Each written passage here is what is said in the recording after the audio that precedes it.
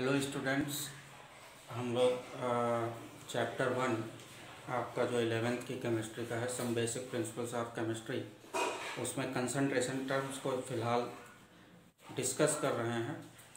और concentration terms में कई सारे कंसंट्रेशन टर्म्स हम लोग डिस्कस कर चुके हैं, जैसे ppm, ppb, मोल फ्रैक्शन। ये सब हम लोग इसके पहले के वीडियो में ऑलरेडी डिस्कस कर चुके हैं। आज हम लोग एक नया कंसंट्रेशन टर्म डिस्कस करेंगे जिसका नाम है मोलैरिटी। मोलैरिटी को डिफाइन किया जाता है number of moles of solute dissolved in dissolved in 1 litre of solvent.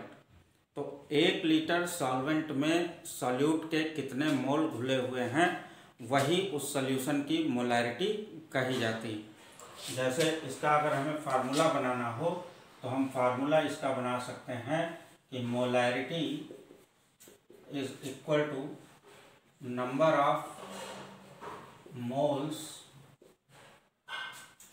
Of solute divided by volume in litre. इसमें जो वॉल्यूम लेंगे वो लीटर में लेंगे। अब सवाल ये उठता है कि number of moles of solute या number of moles of substance हम कैसे कैलकुलेट करेंगे। तो उसके लिए नंबर ऑफ मोल्स का फार्मूला है given mass divided by molar mass. तो गिवन मास को डिवाइड कर देंगे मोलर मास से, तो हमारा आ जाएगा number of moles of solute या सब्सटेंस। उसको हम डिवाइड कर देंगे total volume of the solution, जो भी लीटर, जो अगर लीटर में है तो ठीक, नहीं तो उसको लीटर में कन्वर्ट करके तब फिर हम इस फार्मूले में रखेंगे और हमको मोलैरिटी पता लग जाएगी। अब इस मोलैरिटी का यूनिट क्या लिखेंगे हम, तो यूनिट इसकी हो जाएगी, यूनिट ऊपर की साइड क्या है हमारे मोल और नीचे की साइड क्या है वॉल्यूम इन लीटर। तो इसका यूनिट हो जाएगा मोल पर लीटर। ठीक है। अब इसी फार्मूले से अगर हमें नंबर ऑफ मोल्स निकालने हो तो हम क्या करेंगे, मान लीजिए हमसे प्रॉब्लम में पूछता है नंबर ऑफ मोल्स, तो ये हमारे हो जाएंगे मोलैरिटी इनटू वॉल्यूम, और वॉल्यूम काहे में होना चाहिए, लीटर में। सॉल्ट में अगर इसको हम लें तो नंबर ऑफ मोल्स को स्मॉल n से डिनोट करें तो n इज इक्वल टू, और मोलैरिटी को m से और वॉल्यूम को v से, तो n is equal to m into v हो जाएगा। ठीक है। अब अगर मोल की जगह से हमसे पूछ लिया जाए नंबर ऑफ मिलीमोल्स, तो मिलीमोल्स में क्या करना है, कुछ नहीं, नंबर ऑफ मिली मोल्स ये बराबर हो जाएगा m, ऑलरेडी वैसे ही रहेगा, और जो वॉल्यूम लेंगे इन ml। अभी तक इन फार्मूलों में वॉल्यूम लीटर में है, जैसे ही हम वॉल्यूम को ml में ले लेंगे तो हमारे नंबर ऑफ मोल्स आ जाएंगे मिली मोल्स में। ठीक है। अब सॉल्यूशन की मोलैरिटी या किसी भी सब्सटेंस की मोलैरिटी को कई तरह से हम रिप्रेजेंट कर सकते हैं। देखिए,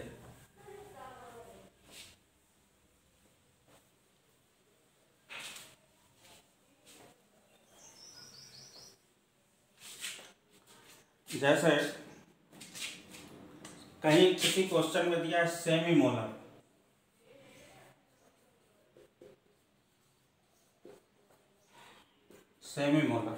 तो सेमी मोलर का मतलब हो जाता है हमारा m/2 लिखते हैं उसको, या लिख देंगे 0.5 मोल पर लीटर। यानी अगर किसी क्वेश्चन में या किसी प्रॉब्लम में दिया हुआ है सेमी मोलर, तो उसको हम मानेंगे 0.5 मोल्स पर लीटर। और अगर बाई मोलर लिखा हुआ है,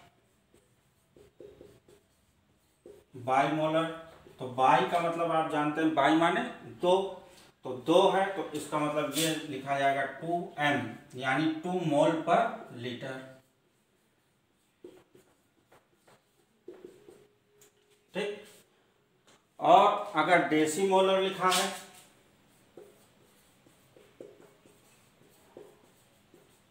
तो इसका मतलब होता है m/10। डेसी का मतलब बाई 10, सेंटी का मतलब बाई 100 और मिली का मतलब बाई 1000। तो डेसीमोलर मतलब m/10 यानी ये हो जाएगा 0.1 मोल पर लीटर। अगर यही सेंटीमोलर कर दें तो हो जाएगा m/100 और ये हो जाएगा 0.01 मोल पर लीटर। अगर इसी को मिलीमोलर कर दें तो ये हो जाएगा m/1000 यानी ये 0.001 मोल पर लीटर। ठीक। तो ये सारी चीज़ें मालूम होनी चाहिए, अदरवाइज न्यूमेरिकल में जब ये सारे वर्ड्स आ जाते हैं तो बच्चे कंफ्यूज हो जाते हैं। तो इनका मतलब आपको पता होना चाहिए कि सेमी मोलर का मतलब होता है m/2 which means 0.5 moles per litre. By molar लिखा हुआ है प्रॉब्लम में तो उसका मतलब है 2 मोल पर लीटर। और अगर डेसी मोलर लिखा है तो इसका मतलब होता है m/10 यानी 0.1 मोल पर लीटर। और अगर सेंटीमोलर लिखा है तो उसका मतलब होता है m/100 यानी 0.01 मोल पर लीटर। और अगर मिलीमोलर लिखा है तो उसका मतलब होता है m/1000 यानी कि 0.001 मोल पर लीटर। इसका आप सभी लोग स्क्रीनशॉट ले लीजिए या नोट कर लीजिए। नोट कर लिया? आगे बढ़ें।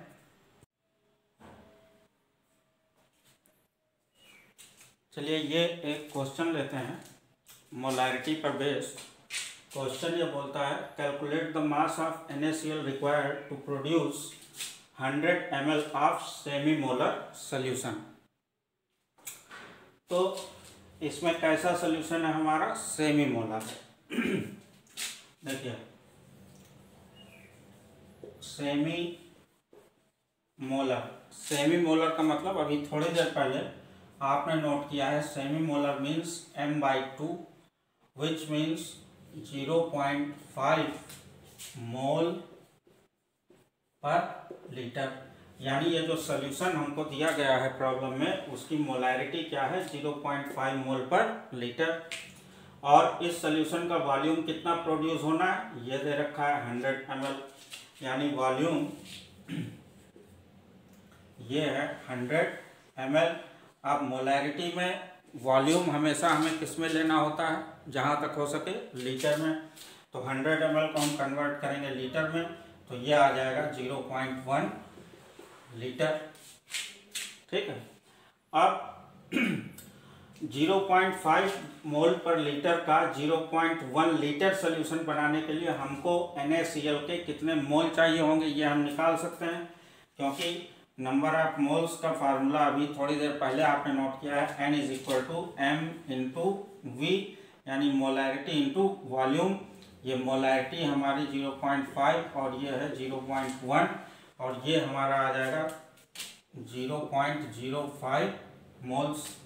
0.05 मोल हमको NaCl के चाहिए अगर उसका हमें semi molar solution 100 ml volume में बनाना है।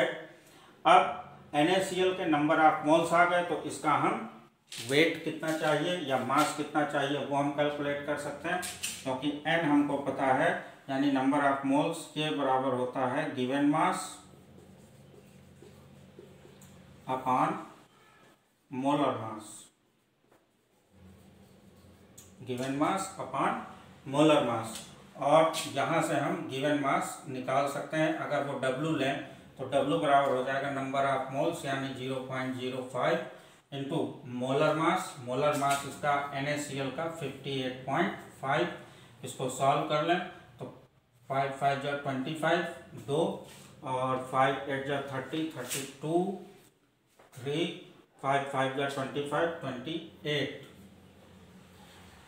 तो 2 1 3 2.825 ग्राम NaCl हमको चाहिए होगा अगर हमें semi molar solution 100 ml volume में बनाना है। तो नोट कर लीजिए, इसको स्क्रीनशॉट ले लीजिए, क्योंकि YouTube आपको इस बात की सुविधा देता है।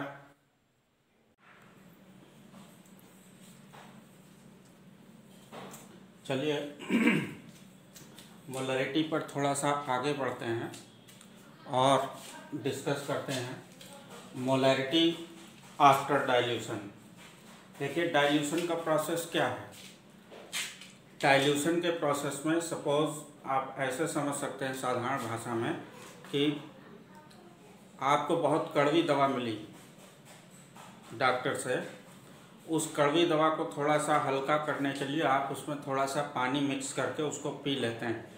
This means you have diluted the medicine with water. आपके घर में आपने शरबत बनाया, रसना मिलाया, अचानक से 2 गेस्ट और आ गए तो आप उसमें 1 गिलास 2 गिलास पानी और मिला देते हैं। This means you have diluted your शरबत बाय एडिंग वाटर। लेकिन ये जो डाइल्यूशन की प्रोसेस आपने की है, इसमें ध्यान दीजिए तो आपने क्या ऐड किया, सिर्फ और सिर्फ पानी ऐड किया। यानी आपने इस डाइल्यूशन की प्रोसेस में सिर्फ और सिर्फ सॉल्वेंट को ऐड किया है, किसी तरह से सॉल्यूट को तो ऐड किया नहीं। यानी सॉल्यूट का जितना अमाउंट डाइल्यूशन से पहले था सॉल्यूशन में, उतना ही डाइल्यूशन के बाद रहेगा। ठीक है, और इसी कंसेप्ट को लगा के हम जो डाइल्यूशन से रिलेटेड प्रॉब्लम्स होती हैं मोलरिटी में, उनको सॉल्व करते हैं। तो देखिए इसी को अगर सीक्वेंस के टर्म में समझें कि मोलरिटी आफ्टर डाइल्यूशन बेसिकली है क्या। This is change in molarity of a solution if solution is diluted. अब डाइल्यूशन की प्रोसेस में आप करते क्या हैं, in dilution process we change only volume of solvent. ठीक, अब सिर्फ सॉल्वेंट के वॉल्यूम को हमने चेंज किया है, but we do not change amount of या moles of solute in the dilution, क्योंकि अमाउंट पर ही आपके नंबर ऑफ मोल्स डिपेंड करते हैं। क्योंकि नंबर ऑफ मोल्स बराबर गिवन मास अपॉन मोलर मास, और एक दिए हुए सॉल्यूट के लिए, ठीक है, एक दिए हुए सॉल्यूट का मोलर मास हमेशा कांस्टेंट रहेगा आपके लिए। तो अमाउंट अगर कांस्टेंट है, गिवन मास अगर कांस्टेंट है, तो नंबर ऑफ मोल्स भी कांस्टेंट हो जाएंगे एक पर्टिकुलर सॉल्यूशन के लिए। ठीक, अब जब अमाउंट या मोल्स ऑफ सॉल्यूट फिक्स हो गए तो आप कह सकते हैं moles of solute before dilution is equal two moles of solute after dilution. तो अगर बिफोर डाइल्यूशन आपका मोलरिटी m1 था और वॉल्यूम v1 था, तो नंबर ऑफ मोल्स कितने हो जाएंगे, मोलरिटी इंटू वॉल्यूम वाला फार्मूला अगर लगाएं तो m1 v1 is equal to m2 v2। तो इस फार्मूले को लगा करके हम डाइल्यूशन से रिलेटेड मोलरिटी की जो भी प्रॉब्लम्स हैं उनको सॉल्व कर सकते हैं। तो इसका स्क्रीनशॉट ले लीजिए या इसको नोट कर लीजिए। ठीक है,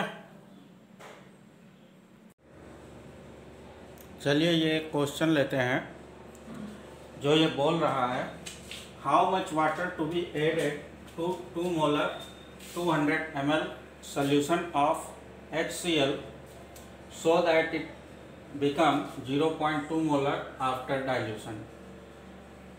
हिंदी में इसका मतलब है कि आपके पास HCl का एक 2 मोल पर लीटर का 200 ml सोल्यूशन है, इसको हमें 0.2 मोलर बनाना है, यानी 2 मोलर से 0.2 मोलर बनाना है डाइल्यूशन के जरिए।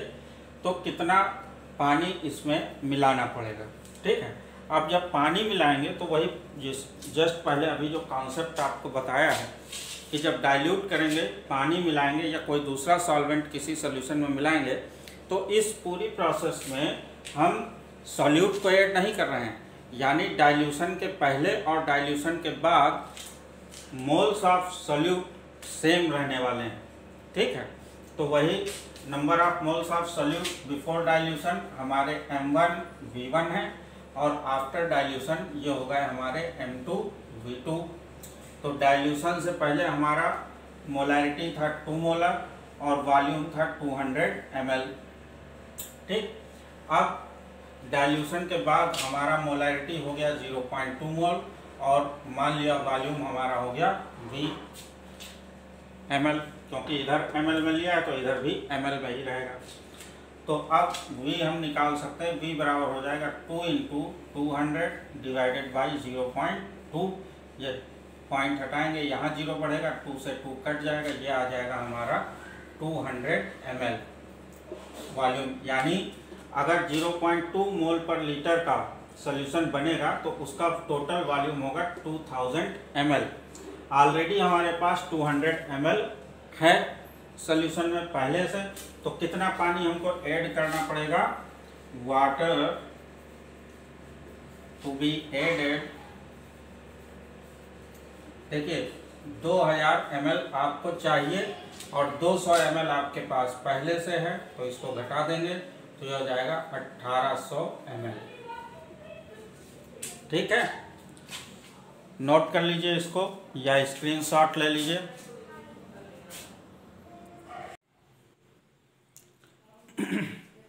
चलिए ये एक और न्यूमेरिकल लेते हैं जो ये बोल रहा है find molarity if 120 gram urea, find molarity if 120 gram urea is dissolved in 1000 gram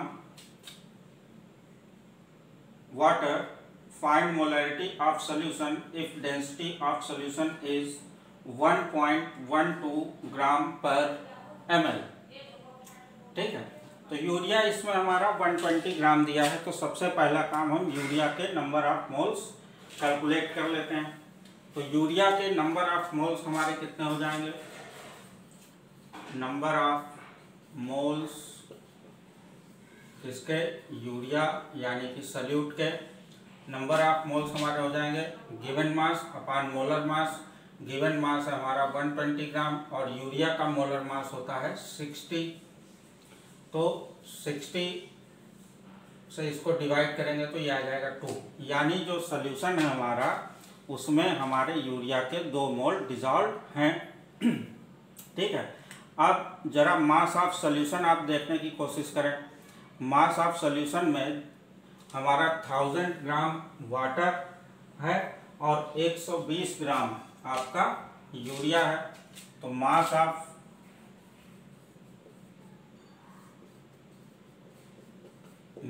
solution है हमारा 1000 ग्राम वाटर है प्लस सॉल्यूशन में 120 ग्राम आपका ये यूरिया है, तो टोटल हो जाएगा 1120 ग्राम ये सॉल्यूशन हो गया। अब इस सॉल्यूशन की डेंसिटी हमें दे रखी है 1.12, तो डेंसिटी बराबर 1.12 ग्राम पर ml, और डेंसिटी भी हमको पता है कि ये बराबर होती है मास अपॉन वॉल्यूम। तो यहाँ से हमें देखिए पूरे सॉल्यूशन का मास पता है, ठीक, और डेंसिटी भी पता है, तो पूरे सॉल्यूशन का वॉल्यूम यहाँ से निकाल सकते हैं। यानी वॉल्यूम ऑफ सॉल्यूशन ये बराबर हो जाएगा मास अपॉन डेंसिटी, ये बराबर हो जाएगा मास है हमारा 1120 और डेंसिटी है हमारी 1.12। ठीक, यहाँ से ये दशमलव हटाएंगे, 2 जीरो बढ़ाएंगे, 112 से 112 कट गया, यानी 1000 ml ये वॉल्यूम आ गया हमारा 1000 ml volume of the solution. इसको अगर लीटर में कन्वर्ट करें तो ये 1 लीटर हो गया। तो मोलैरिटी ऑफ द सॉल्यूशन हमारी क्या हो जाएगी? मोलैरिटी ऑफ द सॉल्यूशन ये हमारे लिए हो जाएगी number of moles divided by volume in litre. तो नंबर ऑफ मोल्स यूरिया के हमारे 2, वॉल्यूम है हमारा 1 लीटर, यानी सॉल्यूशन हमारा 2 मोल पर लीटर का होगा, यानी 2m। ठीक है, तो अच्छा न्यूमेरिकल है, इसको नोट कर लें या स्क्रीनशॉट ले लें, जिसमें भी आपको सुविधा हो। चलिए एक और न्यूमेरिकल लेते हैं, मोलैरिटी पर ही बेस्ड है। ये न्यूमेरिकल बोलता है find molarity of 100 ml of water if density of water is equal to 0.1 gram per ml और 1 ग्राम पर लीटर। इसमें सिर्फ डेंसिटी दे रखी है वाटर की, और ये सोल्यूशन वाटर का वाटर में ही है, यानी इसमें सॉल्यूट भी वाटर है और सॉल्वेंट भी वाटर ही है। तो पहले हमें मास ऑफ सॉल्यूट यानी कि मास ऑफ वाटर निकालना पड़ेगा। कितना है? 100 ml वाटर है, इसका मास क्या होगा? ये कहाँ से निकलेगा? ये निकलेगा वाटर की डेंसिटी से, क्योंकि density is equal to mass upon volume. देखिए आपको पता है कि density is equal to mass upon volume. This implies that mass, अगर निकालेंगे mass is equal to density into volume. ठीक, तो अगर यहाँ से हम पुटअप करें मास ऑफ 100 ml वाटर, ये निकालें तो हो जाएगा डेंसिटी हमारी 0.1 और वॉल्यूम है 100। ठीक है, तो ये हो जाएगा हमारा 10 ग्राम। ठीक, ये आ गया हमारा मास ऑफ सॉल्यूट। अब मास ऑफ सॉल्यूट के बाद निकालेंगे नंबर ऑफ मोल्स वाटर के कितने हैं।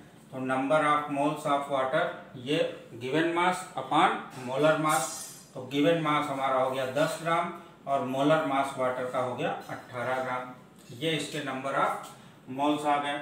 और वॉल्यूम इस सोल्यूशन का टोटल हमारा कितना दे रखा है? वॉल्यूम दे रखा है 100 ml। इसी को हम लिख सकते हैं 100 अपॉन 1000 लीटर। ठीक, तो इस सोल्यूशन की मोलैरिटी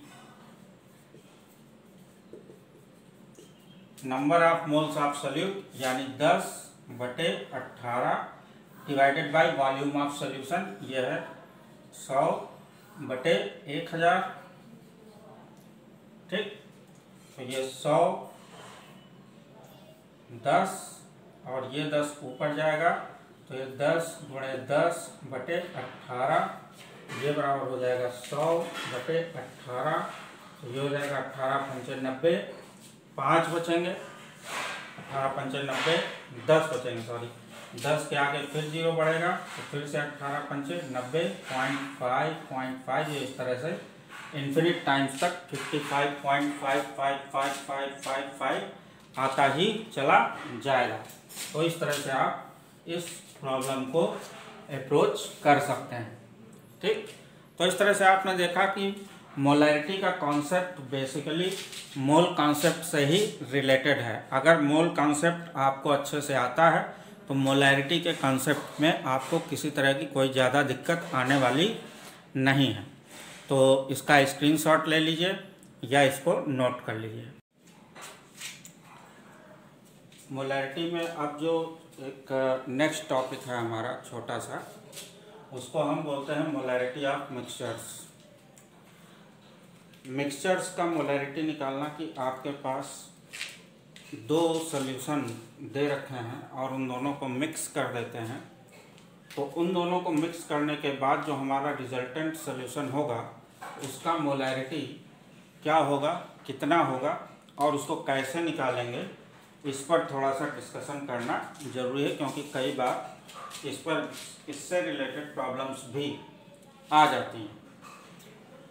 तो सपोज़ करिए ये आपके पास 2 सॉल्यूशंस हैं, एक फर्स्ट सॉल्यूशन है, ये दूसरा सेकंड सॉल्यूशन है।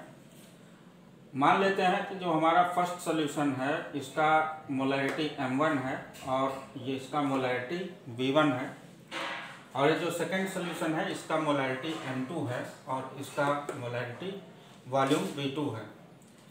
और इन दोनों को जब ऐड किया तो एक फाइनल सॉल्यूशन जो हमारा बना उसका मोलैरिटी MR और इसका वॉल्यूम VR है। तो बेसिकली इस पूरी प्रोसेस में हम कर क्या रहे हैं, इस पूरी प्रोसेस में हम जो सब्सटेंस, इस सॉल्यूशन का जो सब्सटेंस या सॉल्यूट है उसमें इस सॉल्यूशन के सॉल्यूट को मिक्स कर दे रहे हैं और फाइनली हमको ये सॉल्यूशन मिल रहा है। यही तो कर रहे हैं ना।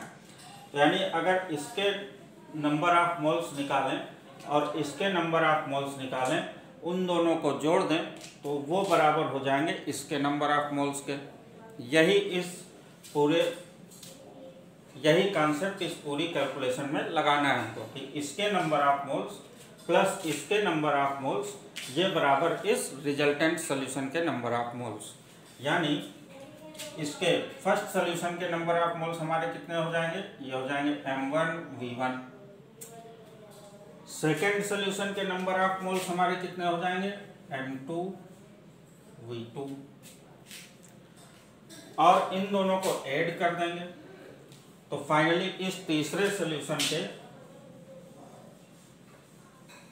नंबर ऑफ मोल्स हमारे MR/VR। तो ये हमारा एक कंसेप्ट या एक फार्मूला बन गया जिस पर बेस करके हम सॉल्यूशंस के, मिक्सचर्स के मोलैरिटी या उनके वॉल्यूम को कैलकुलेट कर सकते हैं। ठीक है, तो नोट कर लीजिए इसको या इसका स्क्रीनशॉट ले लीजिए। मोलैरिटी ऑफ मिक्सचर से रिलेटेड ये क्वेश्चन है जिसको सॉल्व करने की कोशिश करते हैं हम लोग। क्वेश्चन बोल रहा है what is the resultant molarity when 100 ml 2M HCl is mixed with 200 ml 3M H2SO4। तो क्वेश्चन ये बोल रहा है कि हमारे पास दो सॉल्यूशन है। पहला एक ये 100 ml 2 मोल पर लीटर HCl का सॉल्यूशन है और दूसरा 200 ml 3 मोल पर लीटर। ये जो 3M लिखा है इसको 3 मोल पर लीटर पढ़ते हैं और जो 2M लिखा है इसको 2 मोल पर लीटर पढ़ते हैं। इसको ऑलरेडी हम लोग डिस्कस कर चुके हैं। तो इन दो सॉल्यूशंस को मिक्स किया गया और जो रिजल्टेंट सॉल्यूशन बनेगा उसका मोलैरिटी हमको निकालना है। तो देखिए जो फर्स्ट सॉल्यूशन है, पहला सॉल्यूशन, उसका नंबर ऑफ मोल्स कितना होगा M1V1। ये जो दूसरा सॉल्यूशन है इसका मोलैरिटी कितना होगा M2V2।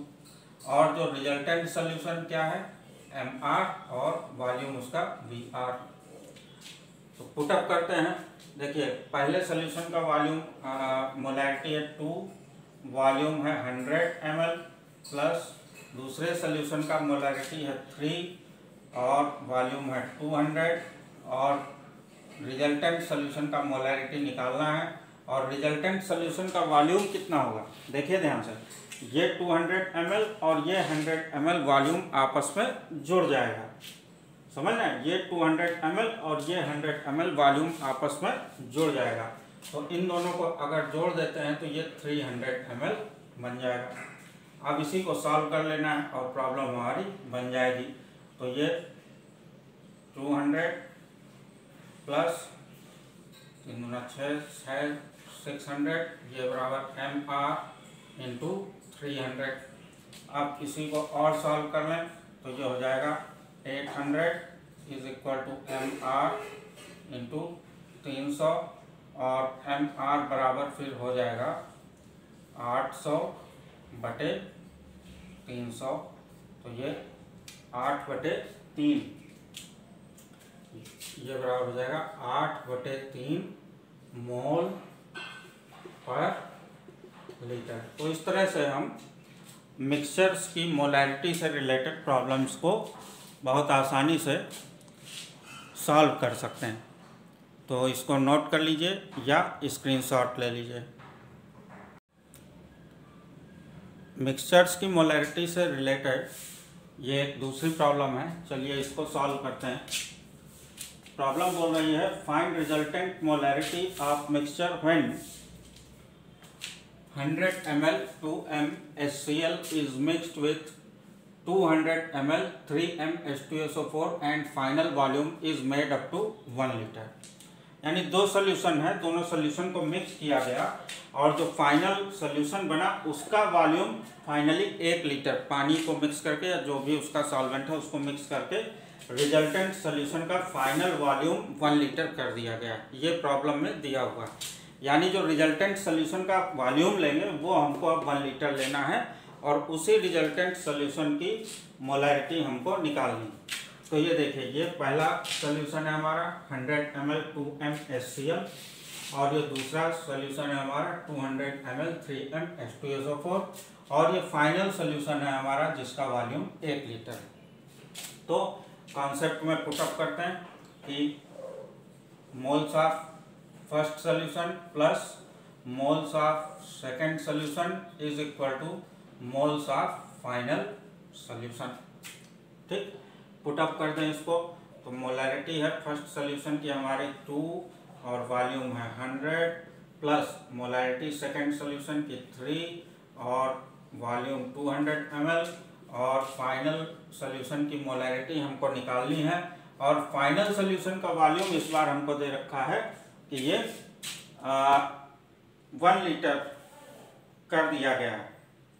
फाइनल सोल्यूशन का वॉल्यूम हमारा 1 लीटर कर दिया गया है। तो 1 लीटर को चूंकि यहाँ पर वॉल्यूम हमने ml में ले रखा है तो यहाँ पर हम इसको कर देंगे 1000 ml क्योंकि ये 1 लीटर।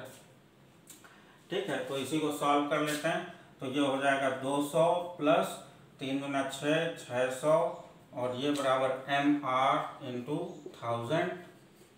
ठीक है, और फिर 6 2 8 यानी 800, ये बराबर mr इंटू 1000 और फिर ये mr बराबर हो जाएगा 800 बटे 1000। तो 2 जीरो से 2 जीरो कट गया और ये 2 चौको 8 2 पंचे 10 यानी ये 4/5 m का फाइनल सोल्यूशन हमारा बनेगा।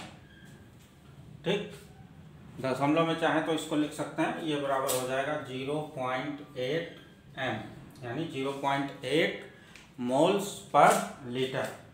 तो इस तरह से हम मिक्सचर की मोलैरिटी प्रॉब्लम्स को अप्रोच करके उनको सॉल्व कर सकते हैं। जिसमें आपको सुविधा हो, चाहे आप नोट कर लें चाहे स्क्रीनशॉट ले लें, आप ले सकते हैं। चलिए आगे बढ़ते हैं। कई बार कॉम्पिटिशन्स में हमसे सिर्फ सॉल्यूशन या किसी सब्सटेंस की मोलैरिटी नहीं पूछता है, आयंस की भी मोलैरिटी पूछ ली जाती है। तो चलिए थोड़ा सा डिस्कशन हम मोलैरिटी ऑफ आयंस पर कर देते हैं। इसको एक प्रॉब्लम के जरिए समझने की कोशिश करते हैं। Suppose if 53 gram sodium carbonate is dissolved in 500 ml solution, find molarity of Na2CO3 यानी सोडियम कार्बोनेट का मोलैरिटी बताना है। Second, Na positive sodium ion का मोलैरिटी बताना है। Then third one is carbonate ion का मोलैरिटी हमको बताना है। तो सबसे पहले हमें देखिए Na2CO3 की मोलैरिटी निकालनी है, जिसको हम आसानी से निकाल सकते हैं। तो ये कितना निकलेगा, मोलैरिटी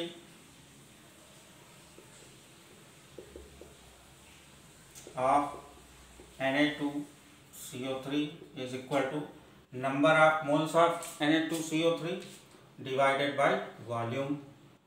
ठीक, अब number of moles of Na2CO3 कितने होंगे, नंबर ऑफ मोल्स ऑलरेडी आपने मोल कॉन्सेप्ट में पढ़ रखा है, given mass upon molar mass. तो गिवन मास इसका है 53 और मोलर मास Na2CO3 का होता है 106 और वॉल्यूम इसका कितना है 500 ml। तो 500 और चूंकि मोलैरिटी मोल पर लीटर में ही निकालनी है तो इसको लीटर में कन्वर्ट करेंगे, तो इसको भी 1000 से डिवाइड कर देंगे।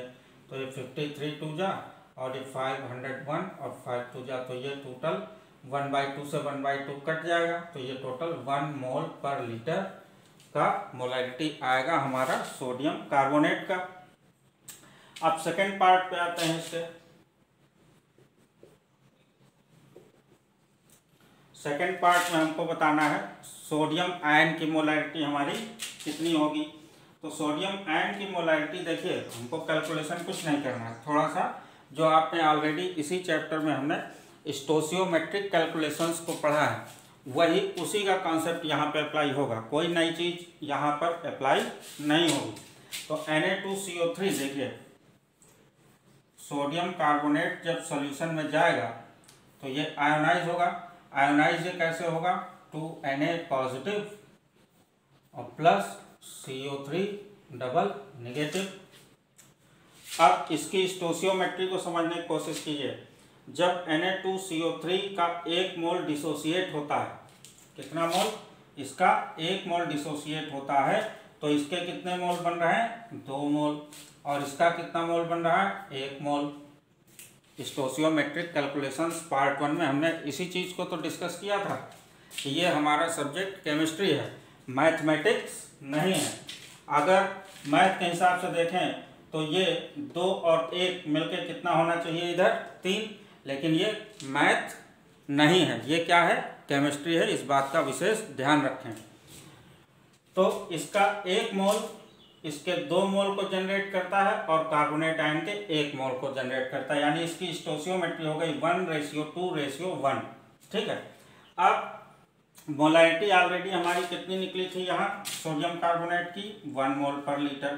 तो जब इसका 1 मोल पर लीटर होगा तो इसका कितना हो जाएगा, इसका भी 2 मोल पर लीटर हो जाएगा और इसका 1 मोल पर लीटर हो जाएगा। लीजिए आपका आंसर आ गया कि सोडियम आयन की मोलैरिटी हमारी 2 मोल पर लीटर और कार्बोनेट आयन की मोलैरिटी हमारी 1 मोल पर लीटर होगी। ठीक है। तो इस तरह से हम आयंस की प्रॉब्लम्स को भी सॉल्व कर सकते हैं।